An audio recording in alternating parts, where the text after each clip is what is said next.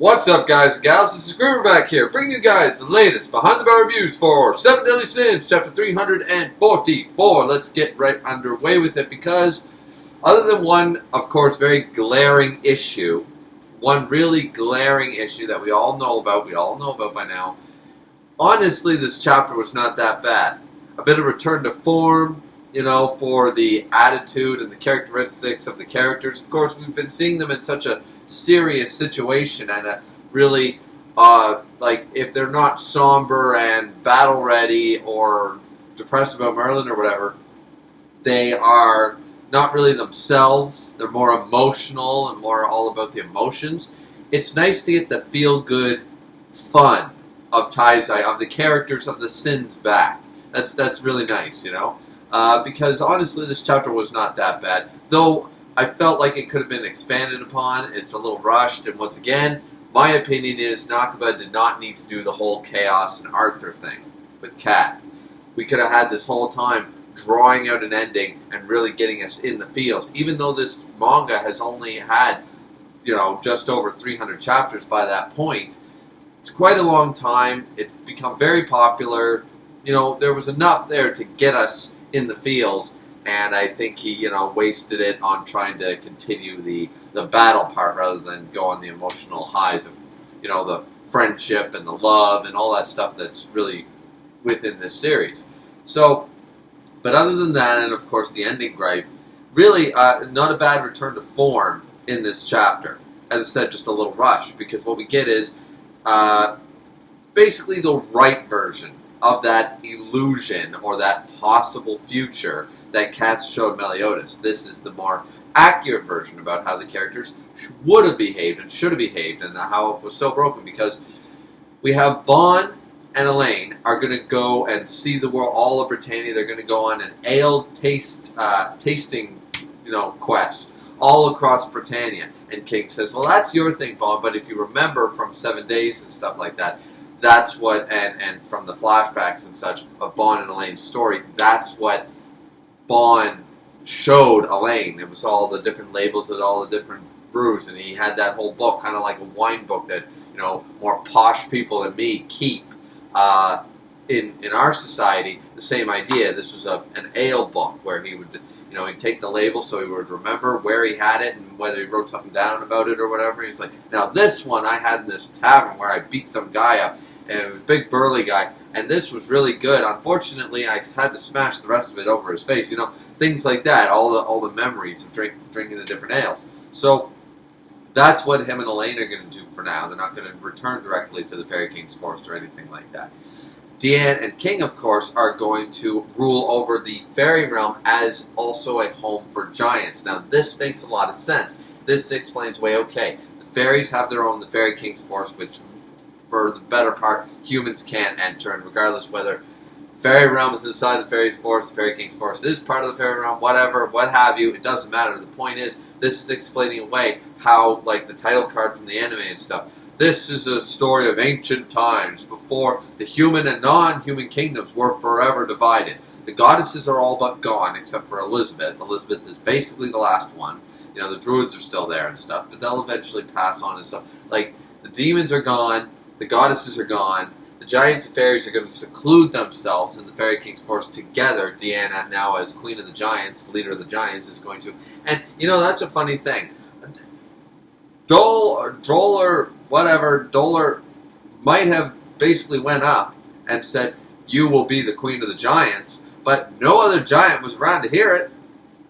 I'm just saying, I know the giants came to help in the battle and stuff, but I didn't know that Deanne was just going to be universally accepted as Queen of the Giants from this point on by all the giants of Britannia. Didn't really know that was a thing. That seems to be a bit of a, It's just a nitpick, but I'm just like, that was a confidential, you'll be Queen of the Giants now, between the former Giant and Fairy King and the current, Fairy King and a giantess with no lineage, no nothing. So, I know they, of course, based their leaders on strength, but the whole idea is that that's not what it takes. That was the mistake back in his day, in Troll's day. So, I'm just curious about that. Either way, I still like it. It's just a little nitpick about that. Like, are all the giants going to agree? But I still do enjoy that aspect. I like the fact that they said, okay, because this is leading us into more getting towards modern times where magic is waning and fantastical things all over the place, wherever you look, are slowly going away or leaving or dying out or what have you. So there is that aspect that I guess that the giants and the fairies are going to live in harmony together in the Fairy King's forest, led by, of course, King and Diane, the married couple.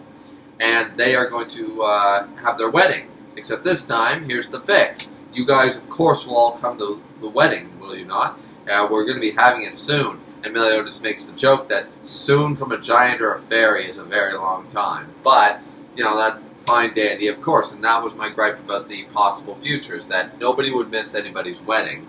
So that makes sense. So they're going to get married and stuff. Gother is going to go on his own. He's going to go on a journey.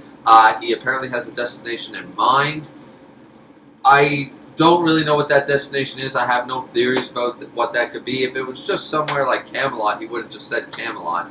But I guess that's it. Also, by the way, what happened to the Lady of the Lake? She still trapped down there? What have you? Okay. Anyways, so Gother's going to go do that, and of course they said, well, won't you be lonely and stuff? He goes, of course, but Gother has gone full circle and said, I will never be lonely, because if I ever feel that way, I know that the 7 deadly sins are here, you know, sort of idea. And Meliodas says, yep, you're right, we'll always be friends. Of course, anytime you get a bit of that friendship speech from a main character, you gotta think fairy tale. It's just within us. But it wasn't handled too terribly. It's alright, they are all friends, and they all are parting at this point. They're going their separate ways. So it makes sense to basically be like, yep, you go do your thing, it doesn't mean we're not going to still be friends, you know? So it had to be said, and it wasn't handled that bad. And we see them all leave at the end of the crossroads here at this intersection, and everybody's going there. It just so happens that the Fairy King's forest is in that direction, and where Gother wants to go is in that direction. And where Bon and Elaine want to start their ale-drinking tour is in the opposite direction. Like, that's kind of, you know, I know it's meant for more emotional effect. It's meant for the symbolism of it all, but it's just not supposed to be taken so literally. But I just noticed it, and I was like, they just so happen to all say goodbye in the middle of an intersection, you know, holding up traffic like they do, and they all happen to want to go west, north, and east, you know, while Meliodas and Hawk and Elizabeth stay there. I like this reference that it started out with just the 3 of us, and now it's just the 3 of us once again. Because Merlin is of course gone with Arthur, and the greatest sin is still not with us. Waiting for that surprise appearance. Anyways, so, and Hawk even suggests that he's going to be leaving now, because he's going to go back to Purgatory. I think this was referenced before, that he actually wants to go to Purgatory and erect a grave for his older brother, now that he's found out all about Wild and stuff. And I was like, you know what, that's nice.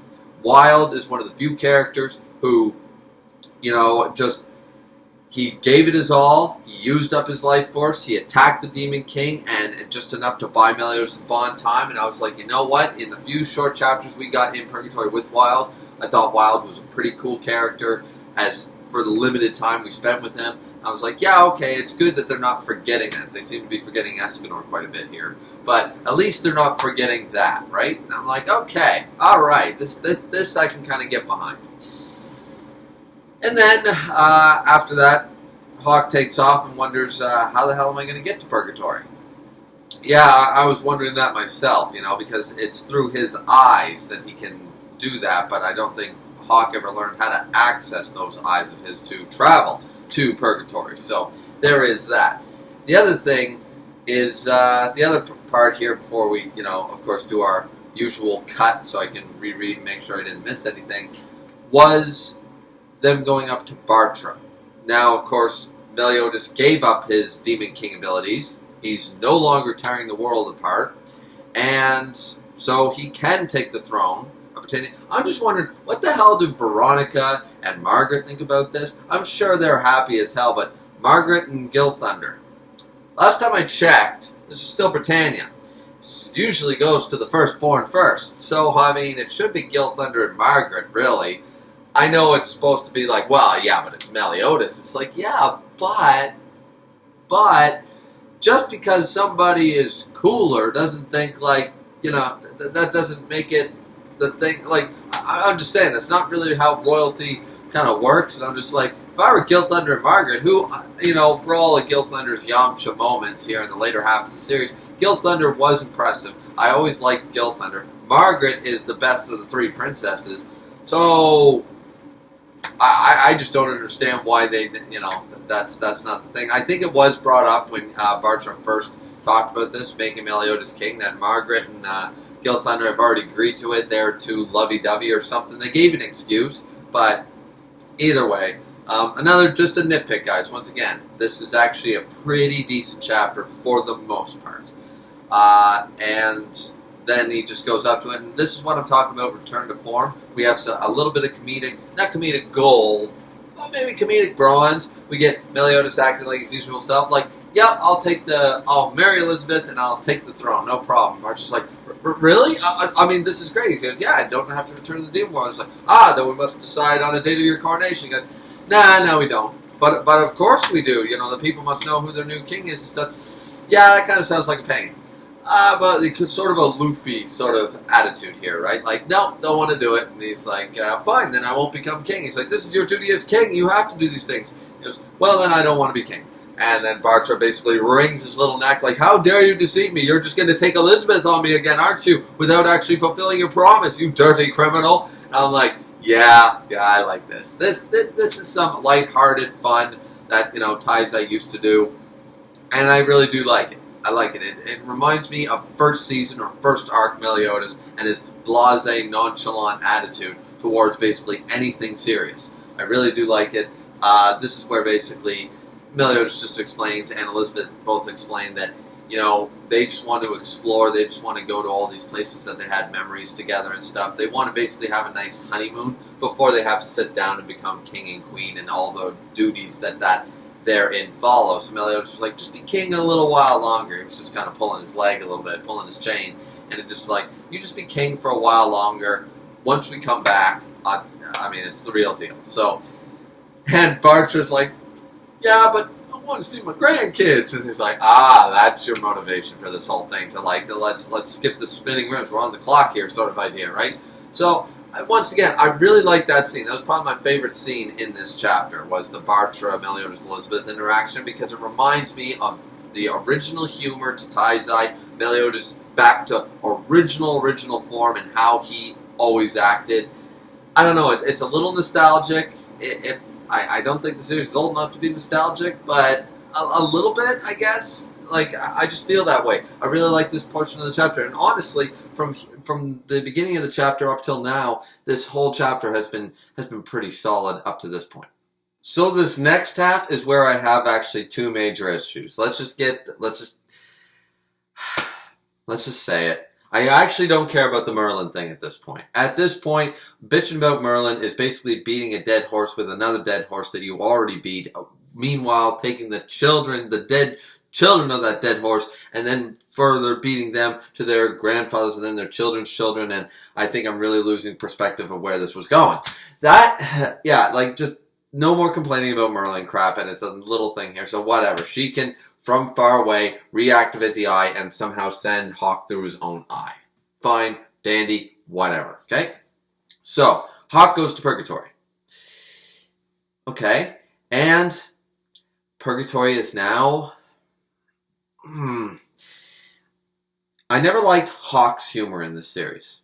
I never liked Hawk being that character. I can't fully remember another example, but that type of character. The one that thinks they're the badass, thinks they're so strong. And I mean, we got that emotional scene with him and Bon and Meliodas and near the end of the series, but leading up to that, that's 200 plus chapters where he was just like, well, of course, I am Lord Hawk, and all this stuff. Like, I never really got a liking to Hawk.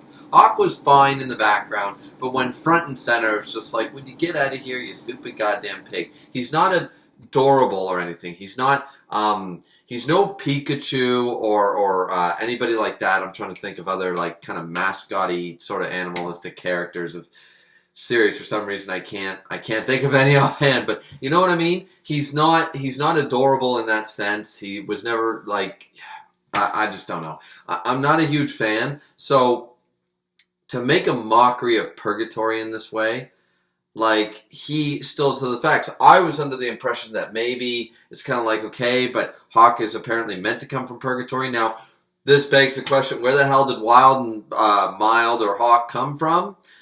Because I guess, you know, Mama Hawk was never Mama Hawk to begin with.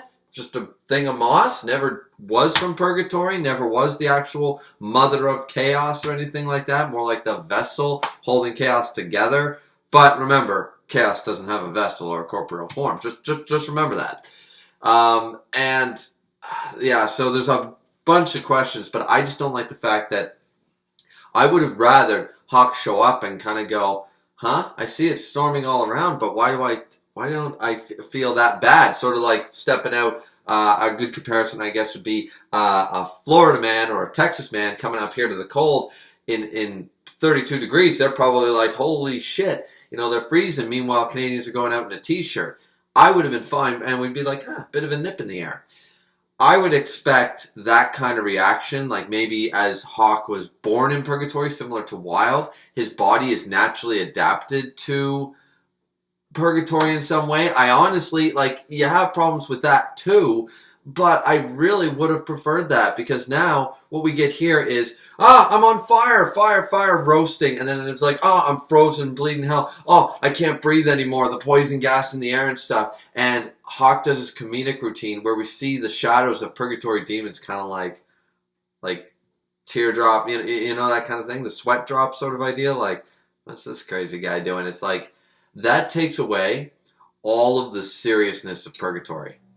In one fell swoop, that really, really grinded my gears. That insults me that they would take Purgatory and that the disrespect towards Purgatory, this place that was hyped up to be like terrible. Even Bond had a hard time. We know all about Purgatory and how it's the most hellish place on earth. Regular people wouldn't survive it. The Seven Deadly Sins, if they all went there, you got Bond and Meliodas who could survive it, and I think Escanor's pride would allow him to. Nobody else. Like, no matter how powerful you are, it doesn't matter. You can't survive in this. Time is twisted. The air, the elements are constantly changing. It's every natural disaster you can think of happening all at once and changing every second, plus some natural disasters that probably aren't even natural at that point, right? That is Purgatory, and it's being made a farce. And I really, really don't like that. That really got to me. The moment I read that, at first I was like, okay, this is Hawk's humor. And you know what tipped me? It wasn't actually Hawk going through his motions. It was the actual Purgatory creatures themselves kind of like looking in the back, like the peanut gallery. I was like, oh no. I realized what they just did, and I was like, no, Nakaba, don't do that. That's what I'm saying. I really would have preferred that they just explain away that Hawk, of course, naturally being from Purgatory, like, Merlin could have just had a line like, I don't know how well you fare, you've been in the human realm for a long time, but your body was originally born in Purgatory, so you might have a shot at it or something, and then sends him. That's all I needed. And then we could have seen Hawk still do the thing, and Wild could have came up earlier and said, or Hawk could have realized, I was like, I'm on fire. Huh? The flames don't actually burn that bad. It's like, I'm freezing. Huh? Like, actually, it's not really that cold. Like, we could have done that routine instead. I think I would have preferred that a lot more. But anyways, what do you guys think? Am I nitpicking too much? Because that was the one really big thing alongside of Wild is back. Okay? Wild is alive. Yeah.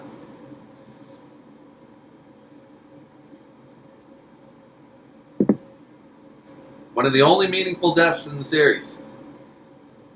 And he's alive. So, I just have a question. Are they going to bring back Escanor and Zaratros when they're done? Like, next chapter, we're going to see Zaratros and Escanor chilling, like, clanking glasses, or Escanor, like, serving Zaratros some ale or something, and be like, you lightweight, or something like that. Like, as a manly form, like, at first his nighttime form, first serving him something. Like, at this point, why not? I'd be much more interested to see Zaratros and Escanor interact as bartender and, lightweight drinker than I would And honestly, Kazar Just was a fun character. So we have only a handful of meaningful deaths, and actual real deaths, in this entire series. And they took one of them away. Wild, once again, limited time spent with them. Liked him way more than Hawk after 200 plus chapters. Really kind of enjoyed Wild. Wild being there in Purgatory, being a natural born creature from Purgatory. Makes sense that he would have that full throttle form and be able to kind of just get a one-up on the Demon King when the Demon King wasn't expecting it. Some people didn't like that. I was all right with it because that was literally a creature from Purgatory using millions of years of power that it slowly gained, because as we saw in Purgatory, people slowly just get stronger. It's just experience. You endure. Demon King could probably be the same thing. There might be a cap to that. Who knows? We didn't get enough information. But Wild, using up the millions of years he stockpiled into one full throttle attack, super boar form, I'm okay with it stunning the Demon King. And it was a noble sacrifice. And I was like, this makes sense. Haven't known you for very long, but all you care about is your brother Wild and stuff. I was good with it. And they bring Wild back. And he's fine. And their excuse, the line they give away here is, oh, well, after the Demon King, after the fight with the Demon Lord, my body's a wreck. It'll be a shame that I'll be leaving you soon. What, you dying? Yeah, I've only got about 1,000,000 years in me or so left. He was dead. He was dead. And I guess this also answers the question for all the people who disagreed with me, who said the Demon King is still alive in Purgatory. No! My whole soul theory with the Demon King was 100% on the money. There might be a dead husk there, but with how Purgatory time works, it's probably long decomposed and gone. The moment he took mental control over the body in the physical world, that body, he couldn't be in two places at once. It's not the Demon King. It's not his thing. So this once again answers that question. The Demon King is 100% dead. He's not alive in Purgatory anymore. Because if he was, how is Wild there standing or whatever? Because I assume he got back up and the Demon King was like, you piece of shit, and grabbed him and ate him or something, if that were the case, right? So clearly Wild had plenty of time to get up after that attack, not get stomped on by a Demon King, because the Demon King wasn't there anymore, and all that stuff. So I'm taking that W. Once again, is the silver lining that I like Wild and he's back? Yes, but I hate when they bring characters back like that. I always liked Makarov from Fairy Tail, but having him die 3 times in the series and always coming back just more brittle and in wheelchairs all the time is not how you write character death, and it's certainly not how you bring a character back. At this point, I always said, if you're going to continue the series, bring Escanor back at this point, but where we know we only have a few chapters left, don't do that. Don't tarnish his character, because Escanor had 0 faults, as far as I'm concerned, throughout this entire run of manga. He's got 0 issues. Some people will say, well, he couldn't fight the Demon King and blah, blah, blah. I can make you that argument. I can seriously I made that on a live stream one time. I can certainly make it again. But yeah, just don't do that to my boy at this point. There's only a few chapters left, Nakaba. He brought back Wild. That concerns me. That really concerns me, because Wild had 0 faults as far as I'm concerned as well. I didn't mind the full throttle thing against the Demon King. That's not a fault to me. Now they brought him back. He's got an L. He's got to take a knee. And you know what the sad thing is that overall, that's what I hate about sometimes doing these reviews when it's the last panel or the last page or the last, part of the chapter. It always feels like I'm ending these on a sour note. So I will reiterate once again, there were some nitpicks in this chapter, and there were 2 things I really didn't like. The disrespect to Purgatory and Wild being alive. But overall, chapter was still kind of solid. It was above average, especially for the quality we've been getting. This might as well be an 8 out of 10. Because this had very little issues outside of nitpicks and 1 character revival, but whatever. But the majority of the chapter was good. As I said, good return to form. The characters acting like the characters. Callbacks to the fact that of course, Deanne and King are going to have their wedding. A callback to the fact that, like, if this is supposed to be taken as the real world, now we know, like, why don't we see giants and fairies running around anymore and stuff? It's like, well, there were a bunch of races, but some died out, some left for other realms, some did this, some did that. We're getting that slow progression there. I like that was included, that the giants who number all over the place, they're all actually going to go live in a sacred realm that humans can't access. Okay, I like that. They're going on a journey and stuff. Kind of makes sense now that he's come full circle as a character. Bond actually, and convincing Elaine, of course, but Bond going on his ale drinking journey. I mean, remember his journal? Great callback. So there was a lot. Meliodas' return to form. There was a lot to love about this chapter. There really was. It's just, I hate the fact that they had to tarnish it with the way they ended the chapter, but for the most part, still a pretty good chapter. Hope you guys agree. Tell me what you think in the comment section down below. Don't forget to like, comment, and subscribe, of course. It's always very much appreciated. Link to my Discord will be in the box down below, so if you want to know every single time I drop a video, you can always join the Discord, and you'll be notified every single time. That being said, we're at the tail end here, guys. I don't know if there's 3 chapters left or 4. I'm thinking there's only 3. We'll have to wait and see. I'm sure we'll get the announcement. This is the penultimate chapter, the final chapter. We'll see the big thing on the, probably a color spread or something saying final chapter when we do. But only a few chapters left. Yeah. This is it, ladies and gentlemen. So regardless of what you think of the series, I still give it an overall pretty good rating. We'll have to discuss when it finally ends. Maybe I'll do a live stream. We can discuss the series as a whole or something like that. But anyways, guys, that's it for now. Drink responsibly as always, and we'll see you back here next time.